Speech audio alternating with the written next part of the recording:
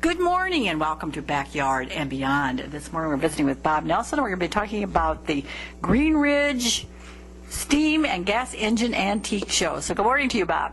Good morning. And this has been going on for 37 years. How long have you helped with it? Oh, quite a few. I think I was there at one of the first ones, although I didn't help for a while, but later on I really got into it. I think somebody knew they had a good guy to work, and plus you were interested in it. Let's talk, first of all, about where it's located and the dates. Well, we're from Irwin. If you go to Irwin, a mile south, a mile west, and 1.5 miles south. It's on a gravel road, but it's good roads. And the gates will be open when you get there. Okay. And it's coming right up, September 18th and 19th. That's this weekend, Saturday and Sunday. So get it on your schedule the whole time or part of the time. There's different things going on. Some things are repeated. What's the fee, Bob? $5 is admission. If you'd like to camp overnight, it's a $10 fee for camping. But your admission is good for both days, and ages 10 and under are free. Okay. And of course, there are just lots of things going on, and there's lots of food going on. Let's talk first about the actual things that are the steam and gas engine show, the kinds of things that you will be having going on all of the time during those 2 days. Well, we'll have pony rides for the kids, petting zoo, children's barrel train, and they can ride around. They'd all like that. Oh, yeah, they love it. Face painting, Buck Skinner and Civil War encampment, horse pulled wagon rides. We'll be thrashing oats and oat hulling and stationary baler, corn shelling and sawmill and sorghum and a broom closet. They're building brooms and a blacksmith shop. There's shingle mill, cider press, food stand, popcorn. They have homemade ice cream, crafts, antiques, and shoot off a real cannon. And flea market, there'll be flea market vendors there, and live music. This will be going on all day Saturday and Sundays. And you mentioned some of the food. I always think food is so important when you have a group coming. What are you going to be doing, Bob? I'll be running a shingle mill. Okay. Making real shingles. Do people still use those shingles you make? Yeah, do I understand that right? Do you use them? Oh, yeah, you can use them, although I saw them out of red cedar, which is not really the cedar that they used for the shingles on the houses now, but they smell good. Yeah. I'm thinking some people might use them for decoration, too. I mean, just inside, the various things that they might do. So what you started with the red cedar. Do you start with planks? What do you start with when you're going to make shingles? I start with a plank and saw them off of the edge, and they're tapered wide at one end and thinner at the other end. And I know if they need you could do some other things. What are some of the other things that you've been involved with in the past? Oh, the steam engines and the sawmill, and various things around there that need to be done. And of course, you just got your son Steve involved with this because he's also helping. That's right. He does a lot. He really runs a blacksmith shop, and he does do the steam engine. He's pretty much of a steam buff. Okay. And I'm thinking if anything needs to be fixed, they're probably going to call on Steve as the first person to try and fix whatever needs to be fixing. Could be. Yeah. So, this is really the core of this program, I think, is all of these things that are kind of bringing back the past, letting people learn about the past, and as you said, it goes on all the time. But you also have some special programs at special times that people need to get on their schedules if they want to see them. So let's kind of review the Saturday program, Bob. Okay, well, the flag raising is at 9 o'clock in the morning, and the exhibits will be open. 11 o'clock, we'll have a musical show. It's a Dustin and Bill Hunt. They have a Hank Williams tribute show, which will be pretty good. 11:30, they'll have a Birds of Prey presentation. They'll have a live eagle, a hawk, and an owl.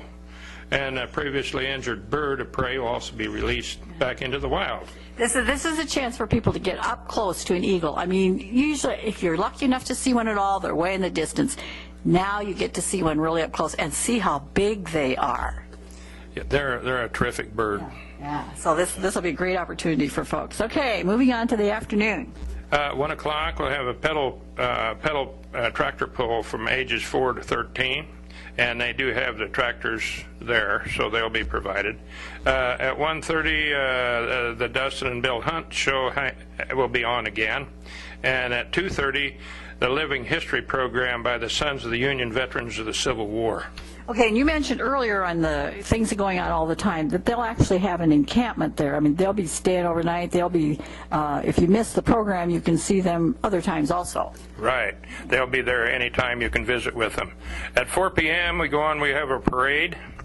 And at dusk, we'll have a movie under the stars. Bring your blanket and lawn chair, and it'll be like the old movies we had in the little towns around many years ago, so it's kind of a nostalgia thing. Almost like a drive-in, but this one you're going to bring your chair and sit out on the lawn. Okay, now Sunday, of course, yeah, some things are different, some things are repeat. Let's check out the Sunday schedule.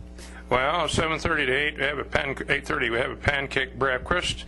8:30 is a church service that's non-denominational. 9 o'clock, they will have the flag raising and a ceremony, and the exhibits will begin to open. At 10:30, the Dustin and Bill Hunt show will be on again, and the Living History program by the Sons of Union Veterans of the Civil War. At 1 o'clock, the Silver Creek Cloggers will be there, and at 2:30, the Patty Bugler and Friends show, and 4 p.m. again we'll have the parade. Okay. What's all in the parade? You surely don't move those big threshing machines, but maybe you do.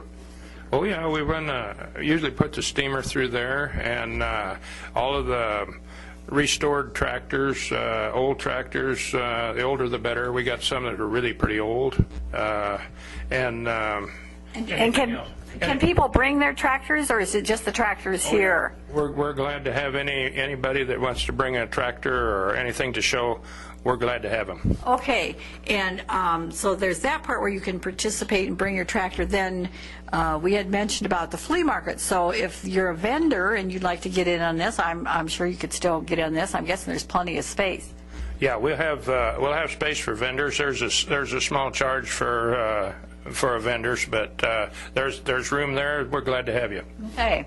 Well, I asked you about moving the threshing machine, and I want to talk a little bit about threshing. I do have some memories long ago when I was a little kid about the threshing ring, and but you were involved in that too. I was. I used to haul water, and then a little later on, I got to be old enough to haul bundles. Which job did you prefer? Well, the water was really the best. Yeah, and as I understand, you didn't even have to walk. Well, no, I rode a horse. Yeah. So that was good. So when you were the water boy, I'm not sure they called you the water boy. How did you do that? I mean, how did you carry the water? Yeah, we just had a glass jug with a burlap sack around it, and it kind of kept the water cool, and everybody drank out of the same jug. And they were happy to be doing that because they were thirsty guys out there. And it didn't make any difference what the temperature was either. That's right, but it was pretty warm most of the time. Yeah. And, I think about some of these days when they say, oh, the temperature's, 99, it's 102, and be careful, be careful. That didn't make any difference when you were on that thrashing ring. No, it didn't. Everybody worked, and they just sweat more is all. Yeah. And then, of course, there were those big dinners. You got to feed those men when they're working so hard.